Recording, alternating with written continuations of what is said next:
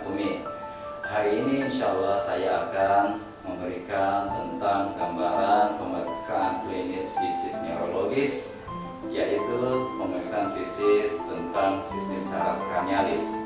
Sebelumnya kita sudah mengetahui bahwa ada 12 pasang sistem saraf kranialis, di mana sistem saraf kranialis yang pertama kita kenal dengan nervus olfactorius, di mana fungsi sebagai nervus olfactorius berfungsi sebagai fungsi penciuman atau penghirup. Sedangkan yang nervus cranialis yang kedua dikenal dengan nervus opticus, di mana sebagai fungsi untuk penglihatan. Lalu kita lakukan pemeriksaan yang ketiga adalah pemeriksaan fungsi pergerakan bola mata yang melibatkan nervus cranialis ketiga, 4, dan 6. Adapun nama nervus cranialis yang ketiga adalah nervus oculomotorius, yang keempat trochlearis, dan yang kelima abducens. Lalu kita lanjutkan ke pemeriksaan nervus trigeminus atau nervus cranialis yang kelima. Lalu setelah itu kita lanjutkan ke pemeriksaan nervus cranialis yang ketujuh, yaitu nervus facialis, di mana nervus facialis ini berfungsi untuk fungsi pergerakan otot mimik atau wajah. Lalu untuk nervus cranialis yang ke-8, 9, dan 10 itu kita tidak lakukan di blok neuropsikiatri, tapi dilakukan di blok khusus, yaitu sistem indera khusus. Lalu kita lanjut ke nervus cranialis yang ke-11 yang kita kenal dengan aksesorius. Ini fungsinya adalah untuk fungsi bahu dan menoleh leher atau balik leher. Sedangkan yang terakhir adalah nervus cranialis yang ke-12. Fungsinya ini untuk pergerakan otot-otot lidah, di mana ini namanya adalah nervus cranialis hypoglossus. Pemeriksaan pertama untuk nervus cranialis yaitu nervus cranialis 1 yang kita sebut sebagai nervus olfactorius. Fungsi nervus olfactorius adalah sebagai fungsi penciuman atau penghidup. Nah, untuk memeriksa nervus olfactorius ini syaratnya pertama yaitu untuk pasien tidak boleh ada mengalami kelainan pada rongga hidungnya. Apakah itu berupa pilek, ada perdarahan, atau ada tumor, atau ada trauma, tidak boleh kita lakukan. Kenapa? Ini akan menyebabkan bias pada pemeriksaan atau mengganggu pemeriksaan. Yang kedua, selain si pasien, adalah bahan yang kita gunakan untuk melakukan tes penciuman ini adalah bahan-bahan yang tidak bersifat iritatif dan bahan-bahan yang semua orang tahu atau umum atau semua orang kenal dengan bahan tersebut. Nah, adapun bahan yang kita gunakan pertama bisa kita menggunakan cengkeh, lalu kita bisa menggunakan kina, lalu juga bisa kita gunakan kopi. Nah, kalau bahannya sudah siap, kita konsen dulu ke pasien. Pak, kalian tolong nanti Bapak tutup mata. Ini saya akan lakukan pemeriksaan penciuman Bapak. Bapak saya minta tutup mata, lalu Bapak nanti ya, Bapak sebut bau apa ini, bisa Bapak sebut ya. Oke. Mengerti Pak? Mengerti. Oke. Pertama, kita periksa ya dengan ada dua cara. Pertama itu suruh Bapak tutup matanya. Kita suruh pasien menutup mata, lalu hidung yang sebelah kanan yang kita nilai. Pertama bisa kita menggunakan kopi ya, kita tutup. Nah, lalu tutup Pak. Kalau kita ragu pasien itu menutup terbuka matanya, tetap menutup mata, bisa kita langsung begini, ya toh? Oke. Ya, coba ini Pak, cium bau apa ini? Kopi. Nah, lalu pindah ke bau berikutnya. Tutup Pak. Ini bau apa ini? Oke. Oke. Lalu kita ganti. Ya. Ini bau apa Pak? Saya ulangi, ini bau apa? Cengkeh. Nah, bisa secara bergantian kita ya, sambil kita nilai betul tidak yang pasien sebutkan itu baunya. Lalu setelah sebelah kanan baru kita pindah ke hidung sebelah kiri. Ya. Sama hal yang sama kita bisa lakukan dengan kopi, dengan kina secara bergantian, dan dengan cengkeh. Nah, ini kita lakukan secara bergantian. Di sini kita nilai ada tidak pasien itu mengalami gangguan penghidup. Apakah dia berupa anosmia atau hiposmia, atau dia merasa ada bau yang berbau busuk, atau parosmia atau kakosmia. Nah, sekarang kita akan melakukan bagaimana teknik pemeriksaan fungsi saraf cranialis nervus opticus atau sistem saraf cranialis yang kedua. Nah, di sini cara pemeriksaannya yaitu pasien bisa kita minta bisa berbaring, bisa duduk, atau bisa berdiri. Tapi kita lebih bagus dengan cara pasien kita persilakan duduk. Nah, kalau pasien duduk, kita menentukan jarak pemeriksaan itu bisa 1 meter, 2 meter, 3 meter. Tapi di sini yang saya akan lakukan pada jarak 1 meter. Nah, pada jarak 1 meter, pertama kita perintahkan atau minta pasien, Pak, tolong tutup nanti matanya. Caranya menutup mata pasien, posisi tangan jangan begini, tapi begini. Nah, Bapak bisa ya? Nah, tutup mata. Nah, lalu Bapak, saya mau periksa mata kanan Bapak. Bapak tutup mata kiri Bapak. Coba Pak, begini. Ya, bagus. Nah, kalau kita periksa sudah posisi begini, maka kita bisa tes. Pertama dengan menggunakan jari-jari. Nah, kita suruh berhitung pasien. Ini berapa Pak? 1, Ini? 2, Ini? 3. Nah, kalau pasien bisa menjawab 1, 2, 3, hitungan jari-jari tangan kita, artinya pasien itu bisa melihat jarak visus nilainya 1/60. Kenapa 1/60? Karena pasien mampu membaca secara normal pada orang normal, membaca jari-jari sejauh jarak 60 meter. Seandainya pasien tidak mampu membaca atau berhitung dengan jari-jari yang kita tes tadi, maka kita lanjutkan dengan tutup lagi Pak, dengan lambaian tangan. Ini bisa Bapak lihat lambaian tangan saya. Kalau pasien bisa melihat lambaian tangan kita, maka pasien itu nilainya visusnya adalah 1/300. Artinya pasien bisa melihat 1/300, artinya 1 meter jarak yang kita periksa pasien, berhadapan dengan pasien jarak 1 meter, dan 300 artinya per 300 artinya itu pasien bisa melihat secara normal, atau orang normal bisa melihat lambaian jari-jari sejauh jarak 300 meter. Seandainya pasien tidak mampu melihat lambaian tangan pemeriksa, tutup lagi Pak, maka kita menggunakan cahaya. Nah, sekarang Bapak lihat, ini ada cahaya. Nah, seandainya pasien bisa melihat cahaya, artinya itu visusnya bernilai 1 tidak terhingga. Kenapa? Karena untuk cahaya tidak punya jarak tertentu, jadi tidak terhingga. Nah, lalu kita catat setelah kita periksa. Tapi pemeriksaan di sini bukan hanya untuk mata kanan. Kita harus periksa mata kiri, lalu pindah ke kita periksa mata kanan, lalu kita pindah ke mata kiri pasien. Dan hal ini kita lakukan secara bergantian. Kita ulang. Sekarang saya ambil contoh, tutup dulu mata kirinya Pak. Ya, kita periksa pakai lambaian jari, pakai hitungan jari berapa. Lalu setelah kalau pasien tidak bisa, kita pakai lambaian. Seandainya pasien lagi tidak bisa dengan lambaian, tidak mampu melihat, kita pakai cahaya. Lalu pindah di mata kiri, tutup mata kanannya Pak. Hal yang sama kita lakukan, suruh berhitung. Lalu kalau tidak bisa, lambaian, dan kalau tidak bisa pakai cahaya. Seandainya dengan cahaya pasien tidak mampu melihat, maka itu visusnya adalah 1/0. Artinya sudah gangguannya buta secara total. Selanjutnya, rangkaian pemeriksaan nervus opticus atau nervus 2 adalah dengan pemeriksaan tes lapang pandang penglihatan. Nah, pada pemeriksaan tes lapang pandang penglihatan ini, teknisnya adalah sama, kita berdiri sekitar 60 cm dari pasien, dan diharapkan posisi mata pasien setinggi dengan posisi mata pemeriksa dari dokter ya, dari pemeriksa. Jadi sama tinggi dan posisinya sama.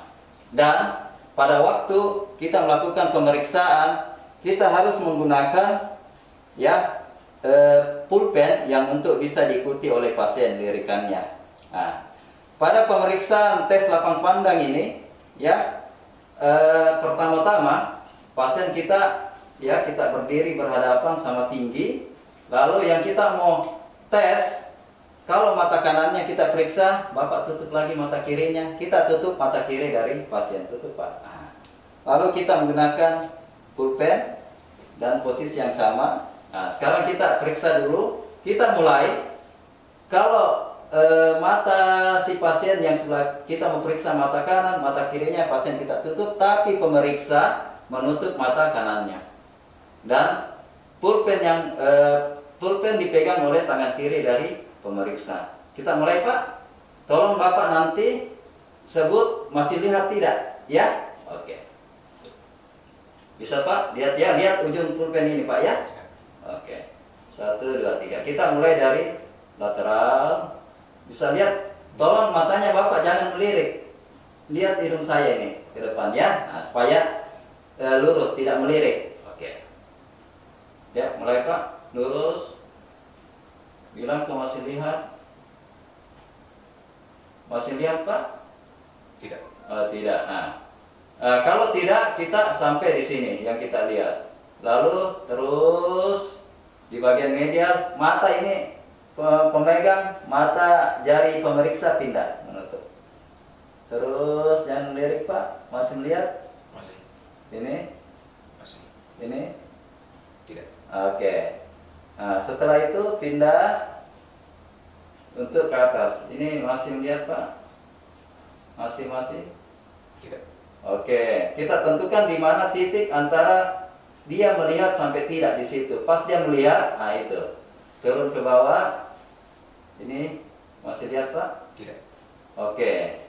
Nah, kita sudah Pak. Kita tentukan jarak di mana pasien tadi tidak melihat berapa derajat, apakah di lateral, di medial, di superior atau inferior. Lalu kita pindah mata sebelah kiri. Nah, sekarang Bapak tutup mata kanannya. Nah, pemeriksa tutup mata sebelah kirinya. Ya, begini. Sama juga tetap kita mulai dari lateral. Ini Bapak lihat ujungnya. Iya. Ini nggak usah menoleh Pak, lihat hidung saya. Ini terus. Ya. Lihat. Ya. Oke, stop. Lalu pindah. Ya, oke. Ini Bapak lihat. Tidak. Oke, pindah. Oke, lihat ujungnya Pak. Lihat. Tidak. Oke. Ini lihat. Tidak. Ini. Lihat. Oke, kita tentukan di sini. Lalu turun. Ini Bapak lihat. Tidak. Oke, stop sini. Nah, ini kita tentukan. Silakan buka Pak. Kita tentukan jaraknya tadi. Berapa derajat yang mata kanan maupun mata kiri pada tes lapang pandang penglihatannya. Nah, selanjutnya kita lakukan rangkaian pemeriksaan nervus cranialis yang selanjutnya, nervus cranialis ketiga, 4, dan 6. Tapi untuk itu sebaiknya kita persilakan pasien dalam posisi berbaring.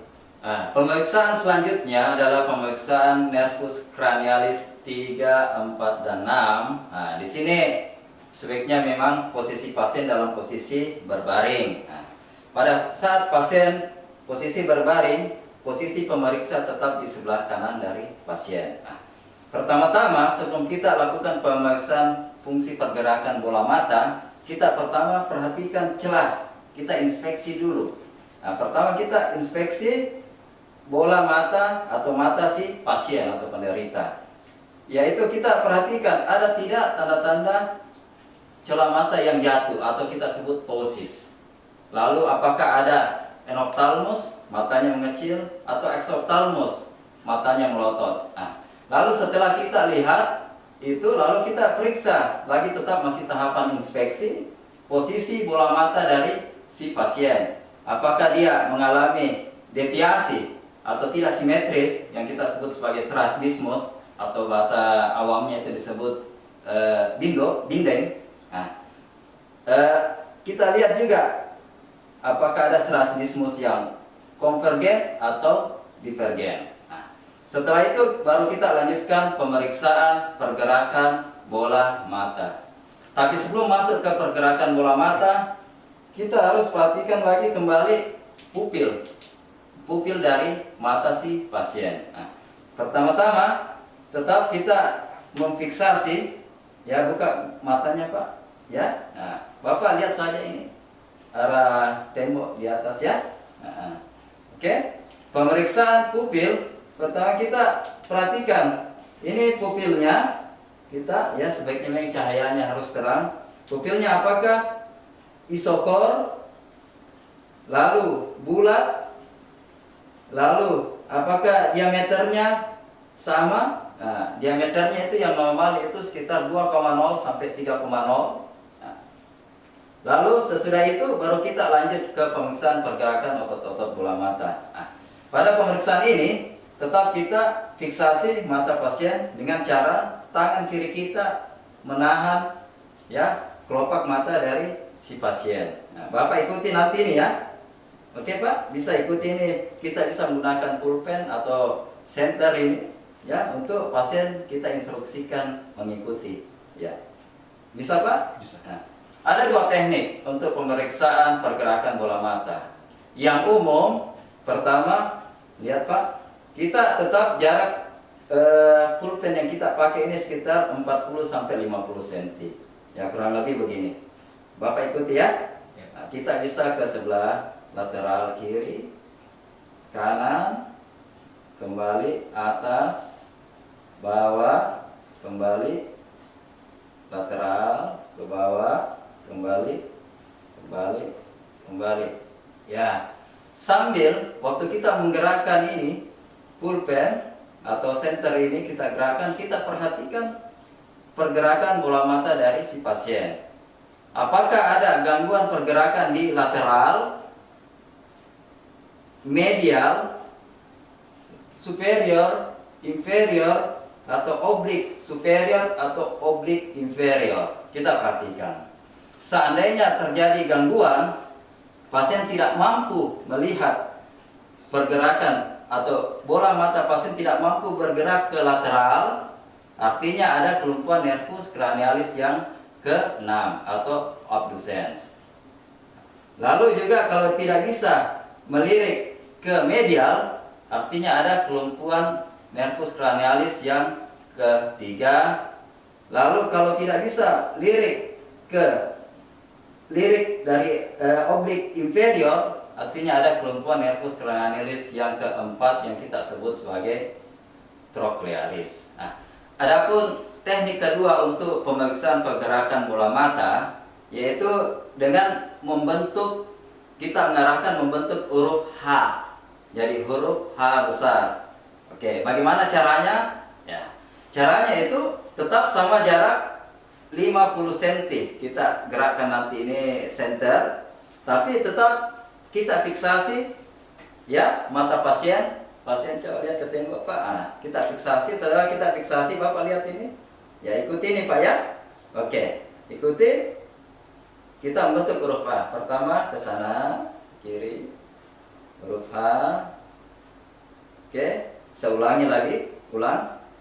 Pertama ke sana, lalu ke atas, bawah, kembali, sini, atas, bawah, kembali. Ah, ini membentuk huruf H besar. Saya ulangi satu kali. Lihat Pak, ya, ikuti, ya. Ke sana, satu, ke atas, ke bawah, kembali. Ya, ke atas, ke bawah, kembali. Ya, pada waktu kita menggerakkan sambil kita perhatikan ada tidak kelemahan atau kelumpuhan dari nervus cranialis, apakah 3, 4, 6. Dimana kalau yang tadi sama, kalau 6 tidak bisa melirik ke lateral, kalau 4 tidak bisa melirik ke bawah pada waktu kita turunkan. Nah, itu kita perhatikan semua. Apakah komponen nervus cranialis yang ketiga, 4, 6 yang mengalami gangguan. Selanjutnya saya akan lakukan pemeriksaan refleks cahaya. Nah, pada pemeriksaan refleks cahaya di sini akan melibatkan komponen aferen, yaitu nervus 2 opticus yang akan membawa rangsang cahaya masuk, dan respon eferen yaitu nervus 3 oculomotorius. Nanti respon efferent nervus oculomotorius ini nanti ada berupa kontriksi dari pupil. Nah, sekarang kita mulai periksa. Sama, tetap pasien kita fiksasi matanya. Oke, lalu Bapak lihat ke tembok aja ya. Atau ke ini, ya yang lebih atas lagi sedikit. Ya, Bapak lihat aja terus itu ya. Nah, ini saya akan lakukan dengan senter, pemeriksaan dengan senter. Tekniknya adalah, pertama adalah pemeriksaan refleks cahaya secara langsung. Dan yang kedua nanti pemeriksaan refleks cahaya tak langsung. Nah, sekarang adalah pemeriksaan refleks cahaya yang langsung. Nah, Bapak lihat sama tadi, kita fiksasi mata pasien. Dan senter ini yang kita sudah nyalakan, kita periksa cahaya mata sebelah kanan pasien melalui caranya kita lewatkan cahaya melalui lateral, jangan medial, tapi lateral. Lihat tekniknya. Sambil kita perhatikan ada tidak kontriksi pupil, atau pupil kalau kontriksi berupa meiosis terjadi tidak pada saat kena cahaya. Saya ulangi lagi ya, kita lakukan di sebelah kiri, bisa 2 kali atau sebanyak 3 kali. Saya ulangi lagi ya, kita periksa sambil memperhatikan ya. Nah, respon cahaya positif atau normal jika begitu mata kena cahaya maka pupil akan meiosis. Itu namanya respon cahaya positif. Nah, lalu teknik yang kedua adalah pemeriksaan refleks cahaya tidak langsung atau unconventional. Caranya ini sebetulnya syaratnya ini harus ruangannya cukup terang untuk melihat nanti pupil di mata sebelah. Caranya tetap kita bisa kita menggunakan tangan atau kertas untuk membatasi antara mata kanan dengan mata kiri, supaya tujuannya supaya cahaya yang di sebelah mata kanan ini tidak pindah ke mata kiri. Nah, pertama kita mau periksa mata kanan, maka kalau kita jatuhkan cahaya di mata kanan, Bapak tolong tetap lihat ke atas ya. Kita perhatikan nanti mata sebelah kirinya. Lihat caranya. Kita perhatikan, bisa 2 kali, 3 kali. Oke, lalu pindah ke kiri, kita perhatikan yang sebelah kanan. Nah, pada waktu kita center mata yang sebelah kanan, kita perhatikan refleks cahaya atau pupil berupa meiosis di mata sebelah kiri. Seandainya itu terjadi, ada meiosis di mata sebelah kiri, berarti refleks cahaya tak langsung positif. Dan kebalikannya, kalau kita center di mata sebelah kiri, kita perhatikan di mata sebelah kanan ada respon berupa meiosis, maka kalau ada itu positif, sedangkan kalau tidak ada itu negatif. Lalu kita lanjutkan ke pemeriksaan nervus cranialis yang kelima atau nervus trigeminus, di mana pada nervus trigeminus ada 3 cabang nanti yang kita akan periksa. Pertama cabang optalmik daerah dahi, lalu daerah maksila dan daerah mandibula. Saya ulangi, cabang optalmik atau dahi, maksila dan mandibula. Karena 3 begini ya. Nah, untuk nervus trigeminus ini sebetulnya ada 3 fungsi. Pertama adalah fungsi sensorik. Fungsi sensorik ini fungsi rasa.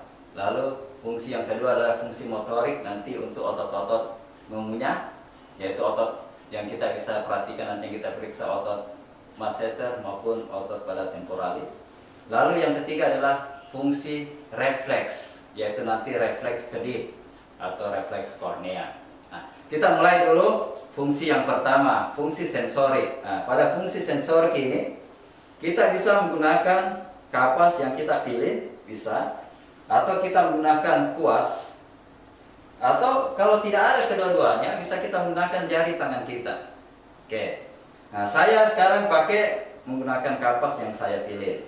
Caranya bagaimana? Kita informasikan dulu ke pasien, Pak, tolong nanti kalau saya minta Bapak tutup matanya dan Bapak tolong sebutkan rasa atau tidak. Oke, kalau saya sentuh ya. Oke, bisa Pak? Bisa. Oke, saya sekarang mulai untuk pemeriksaan fungsi sensorik. Nah, sekarang Bapak tutup matanya. Tutup Pak ya. Nah, pada waktu pasien sudah tutup, kita mulai memeriksa. syaratnya itu kita harus mulai dari sebelah kanan, habiskan sebelah kanan apakah bagian optalmik, maksila atau mandibula. Lalu setelah itu pindah ke sebelah kiri dan setelah itu kita bandingkan. Nah, kita mulai. Tutup matanya Pak. Ini Bapak rasa Ya.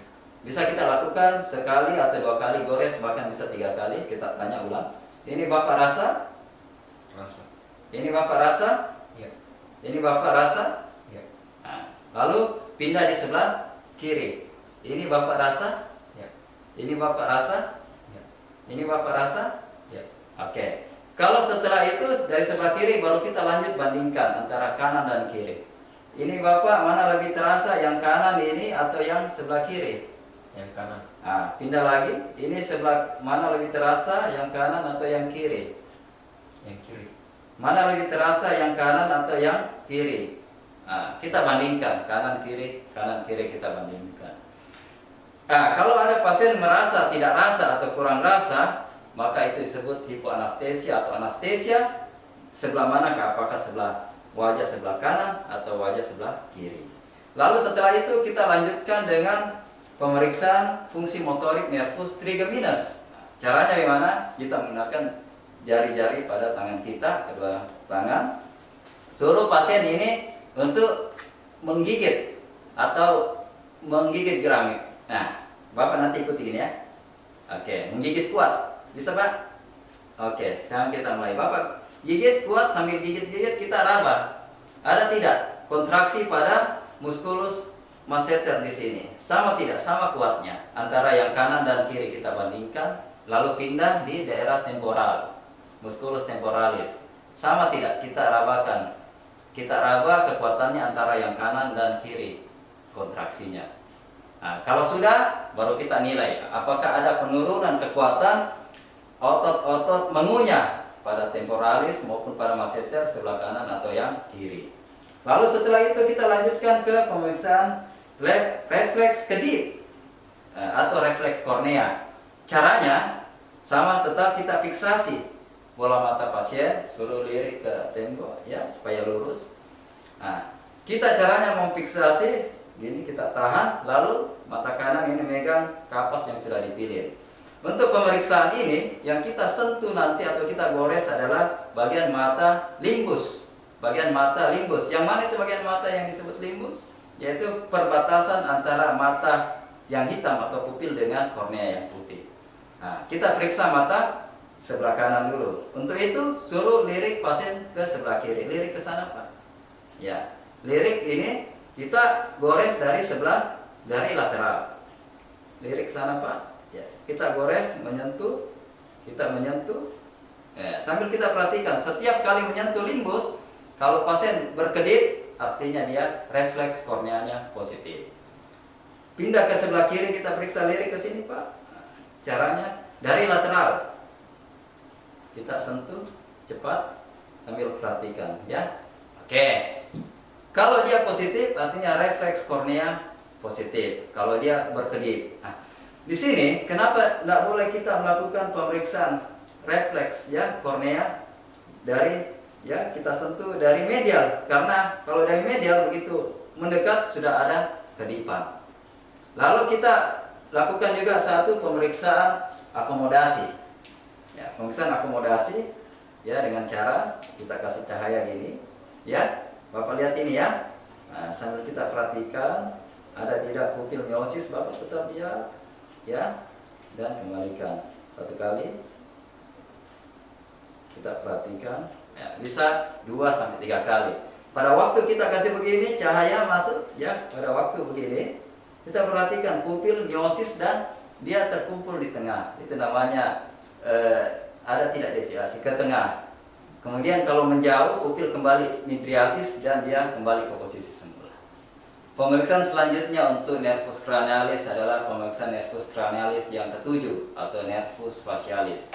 Fungsi nervus facialis adalah untuk mengatur pergerakan otot wajah atau otot mimik dari muka ya. Nah, di sini nervus yang ketujuh nanti tetap juga tidak ada 3 komponen yang bisa kita periksa. Pertama komponen motorik, lalu yang kedua komponen sensorik yang berkaitan dengan rasa pengecapan di 2/3 bagian anterior lidah. Lalu yang ketiga adalah fungsi refleks. Nah, fungsi refleks di sini yaitu berupa refleks untuk mengeluarkan air liur, ya, fungsi sekretorik, fungsi saliva, refleks saliva. Tapi kita tidak lakukan itu. Yang mungkin kita bisa lakukan cukup dua, fungsi motorik dan fungsi sensorik. Nah, kita mulai untuk fungsi motorik. Pada fungsi motorik, pertama kita nilai adalah pergerakan otot-otot pada dahi atau musculus frontalis. Lalu yang kedua, fungsi dari otot-otot orbicularis oculi berupa penutupan mata atau pejaman mata. Lalu yang ketiga adalah pemeriksaan musculus orbicularis oris. Nah, ini berupa nanti yaitu sulcus nasolabialis, ya, dan sudut mulut kita perhatikan. Oke. Bisa, Pak? Nah, tetap kita pertama informasikan ke pasien bahwa saya akan melakukan pemeriksaan. Tolong kerjasamanya Bapak ikuti yang saya instruksikan, ya. Oke. Pertama, Bapak, kalau saya minta, ya kita minta Bapak sekarang kerutkan dahinya. Kerutkan dahi, Pak, kayak orang berpikir gini. Oke. Pada saat pasien mengerutkan dahi, di sini kita harus bisa melihat kerutan dahi. Apakah jumlahnya sama antara yang sebelah kanan atau sebelah kiri? Lalu yang kedua, simetris tidak.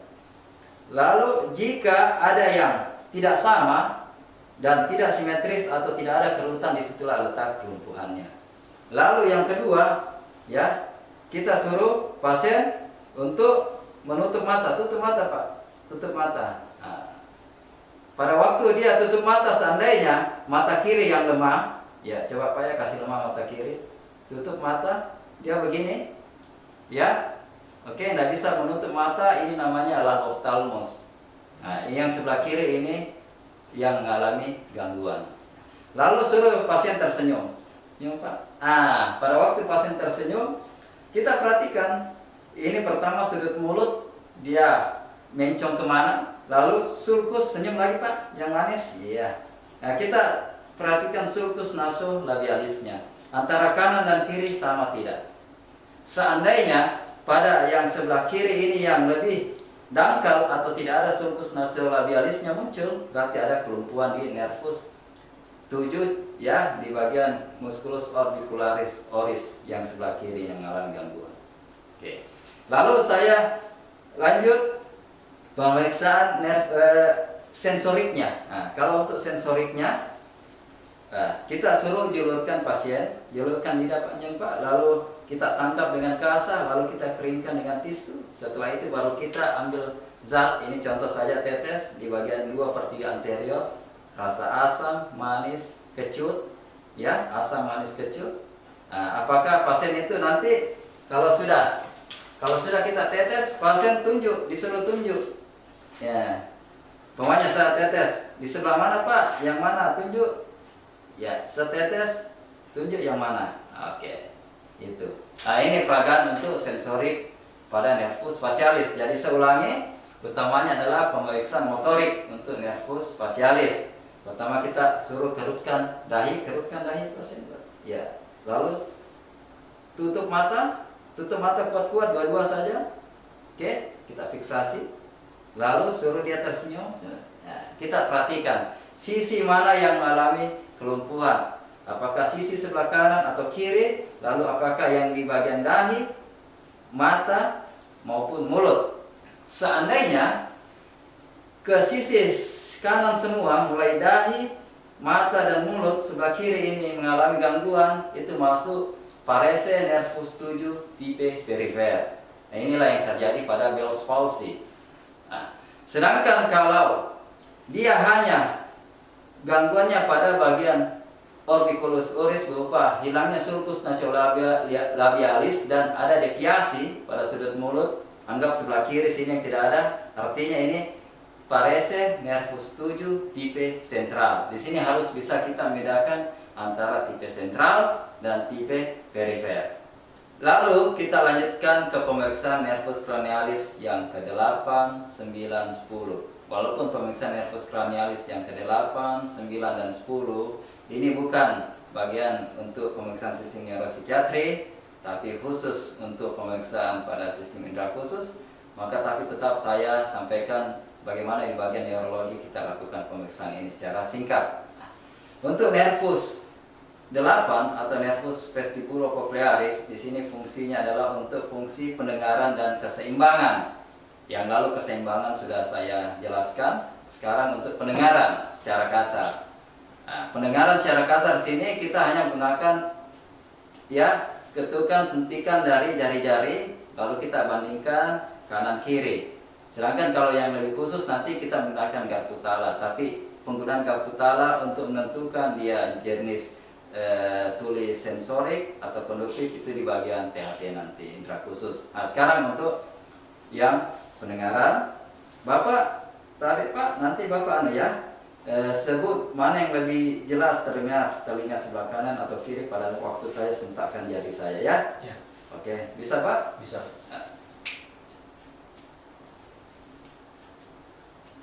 Oke, sebelah mana Pak? Sebelah kanan. Oke, jadi bisa kita menggunakan sentakan. Oke, nanti ada bunyi. Atau bisa kita juga menggunakan bunyi arloji, tapi bunyi arloji sekarang agak susah, yang berdetak tak tak tak tak. Kita tetap dengarkan yang sebelah kiri, kanan maupun kiri, mana lebih jelas terdengar atau sama. Kalau sama normal, kalau lebih menurun itulah yang kita catat. Lalu selain itu, kalau mau lebih objektif, kita gunakan stetoskop. Stetoskop kita gunakan, sayang stetoskop belum saya dapatkan. Lihat ini, kita gunakan stetoskop, suruh pakai ya di pasien, baru kita sentuh ujungnya, lalu kita tanya mana lebih keras terdengar, sebelah kanan atau kiri. Nah, nanti pasien menjawab kanan kah atau kiri atau sama. Nah, untuk nervus vestibulocochlearis yang ke-8 ini saya rasa sudah cukup. Lalu saya lanjut ke nervus 9-10. Nervus 9-10 yaitu glossopharyngeus dan nervus 10 nervus vagus, ini biasanya bersamaan fungsinya dalam fungsi untuk menelan, fungsi bersuara. Nah, tapi kalau untuk fungsi menelan ini melibatkan namanya pharynx. Nah, yang kita periksa yang khas adalah dengan pemeriksaan Ahs-Fenomen test. Ahs-Fenomena test. Nah, tes pada tes Ahs-Fenomen di sini sama, kita menggunakan senter yang kita periksa nanti daerah ufula, faring, ufula dari faring pasien. Nah, dengan cara tolong Bapak kasih buka mulut, kasih keluar lidahnya. Ini sudah cukup jelas. Jika pasien mulutnya tidak terlalu lebar, maka kita bisa menggunakan kasa atau tisu, kita jepit lidahnya, lalu kita pakai spatel, suruh dia sebut A. Tapi ini saya rasa sudah cukup. Coba sambil pakai senter, Bapak bilang A. Oke, bilang A. Oke, cukup Pak. Tutup lagi Pak. Pada waktu pasien bilang A, nanti kita perhatikan ufulanya dia. Ya, pada waktu dibilang A ini, ufula farinx ini naik sama-sama, simetris. Jika seandainya ada yang terlambat, umpamanya yang sebelah kiri ini kanan, yang sebelah kanan terlambat begini, artinya ini tidak terangkat, di sini letak kelumpuhannya. Pemeriksaan nervus cranialis yang selanjutnya adalah pemeriksaan nervus cranialis yang ke-11 yang kita sebut sebagai nervus accessorius. Nah, fungsi untuk nervus cranialis yang 11 atau accessorius ini fungsinya adalah untuk leher, memalingkan leher apakah ke kanan atau ke kiri, yang melibatkan nervus sternocleidomastoideus. Dan yang kedua adalah fungsi mengangkat bahu. Nah, ini diperankan oleh nervus calenus. Nah, sebaiknya pada pemeriksaan nervus cranialis yang ke-11 ini sebaiknya kita meminta pasien dalam posisi duduk di tempat duduk atau kursi. Lalu kita lanjutkan ke pemeriksaan nervus cranialis yang ke-11, nervus cranialis accessorius. Tadi posisi untuk pemeriksaan nervus cranialis accessorius itu paling bagus dalam posisi pasien duduk. Nah, pada posisi pasien duduk, di mana posisi pemeriksa kita ini bisa berdiri di depan, kita lakukan pemeriksaan di depan, tapi sebaiknya kita berada di belakang pasien. Nah, yang pertama kita lakukan adalah untuk memeriksa fungsi dari musculus sternocleidomastoideus dengan cara pasien diminta untuk memalingkan wajah ke kanan atau ke kiri. Oke? Nah, bisa Pak? Bisa. Oke, nanti Bapak ya saya kasih apa-apa. Caranya ya, tangan yang kalau kita periksa pada daerah leher ya, daerah wajah leher di sebelah kanan, maka kita tahan ya, caranya tangan kanan kita menyentuh pipi ini lalu menahan. Suruh pasien menoleh ke sebelah kanan. Ayo Pak, menoleh sebelah kanan, kita tahan. Yang kuat Pak, yang kuat, yang kuat. Nah, kalau dia mampu melawan, artinya fungsi dari musculus sternocleidomastoideus yang sebelah kanan ini bagus. Oke? Nah, lalu sambil kita menoleh, coba noleh lagi Pak sebelah kanan. Kita rasakan tahanan, kita perhatikan juga di sini muskulusnya. Tapi sebaiknya kita lihat dari depan, apakah kontur dari musculus sternocleidomastoideus itu kontraksinya keras atau tidak, atau sama sekali tidak. Nah, oke, seulang. Coba noleh sini Pak, sebelah kanan, lalu kita pindah sebelah kiri Pak. Ya Pak, noleh yang kuat. Oke, kembali Pak. Nah, seandainya pada waktu dia tidak bisa menoleh sebelah kanan, artinya ada kelumpuhan sebelah kanan, atau dia tidak bisa menoleh sebelah kiri, artinya ada kelumpuhan sebelah kiri. Itu untuk pemeriksaan menoleh atau memalingkan wajah dari pasien. Ini sekali lagi berkaitan dengan musculus sternocleidomastoideus, di mana nanti juga sekali lagi sambil menoleh bisa kita perhatikan dari ya otot-otot sternocleidomastoideus. Lalu yang selanjutnya adalah untuk fungsi dari mengangkat bahu. Fungsi mengangkat bahu ya. Nah, di sini yang berperan nanti adalah musculus calenus untuk mengangkat bahu. Nah, pada waktu mengangkat bahu kita perintahkan pasien tetap angkat bahu kanan Pak, lalu bahu kiri. Ya, atau bisa juga ya sebelum kita lakukan suruh dulu. Coba Bapak angkat bahu kanan, tapi ini bisa kita lihat juga dari depan inspeksinya. Coba Bapak angkat bahu kanan, bahu kiri. Oke, sudah cukup. Nah, lalu kita bisa juga langsung membandingkan ya. Caranya tangan kita kanan kiri berada di atas bahu pasien. Ya Pak, angkat bersama-sama 1 2 3. Pada waktu pasien bisa mengangkat bahu bersama-sama, ya kembali Pak. Nah, ini artinya fungsi bahu kanan dan kiri atau otot scalenus kanan dan kiri itu dalam posisi yang normal. Tapi seandainya, coba nanti Bapak nggak usah angkat ini ya, angkat yang kiri. Ayo Pak, 1 2 3. Nah, jika posisi begini, artinya bahu yang sebelah kiri normal, ya ini yang lemah sebelah kanan. Ya kembali Pak. Nah, di sini sekali lagi nervus accessorius atau nervus cranialis yang ke-11 fungsinya adalah untuk melihat ada tidak kelainan apakah berupa torticollis atau tidak. Seandainya kelainannya ya pasien tidak bisa menoleh kanan kiri atau angkat bahu kanan kiri atau bersifat bilateral, maka pasien itu dia posisi kepalanya dia akan jatuh seperti ini ke anterofleksi. Coba Pak, kayak anterofleksi ini jatuh. Iya. Selanjutnya adalah pemeriksaan nervus cranialis yang terakhir, yaitu nervus cranialis yang ke-12 yang kita sebut nervus hypoglossus. Pada pemeriksaan nervus cranialis yang ke-12 atau hypoglossus ini yang kita nilai adalah fungsi dari pergerakan lidah. Nah, fungsi pergerakan lidah ini macam-macam ya. Bisa kita suruh pertama langsung saja Pak Rian, coba tolong kita nanti kasih keluar lidahnya panjang. Kita kasih contoh. Pada waktu dia kasih keluar lidah, oke. Di sini kita perhatikan pertama adalah apakah lidahnya itu ada deviasi atau tidak.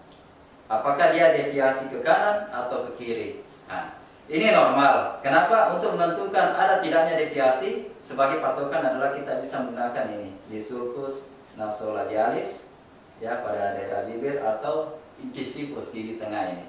Ya, kita ini lihat dia simetris, tidak ada deviasi, ini yang normal. Tapi seandainya dia miring ke sebelah kiri, miringkan Pak.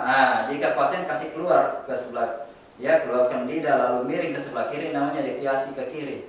Nah, pada waktu deviasi ke kiri, cukup dulu Pak. Pada waktu pasien menjulurkan lidah terjadi deviasi ke kiri, ya, pokoknya ini sebelah kanan, ini kiri.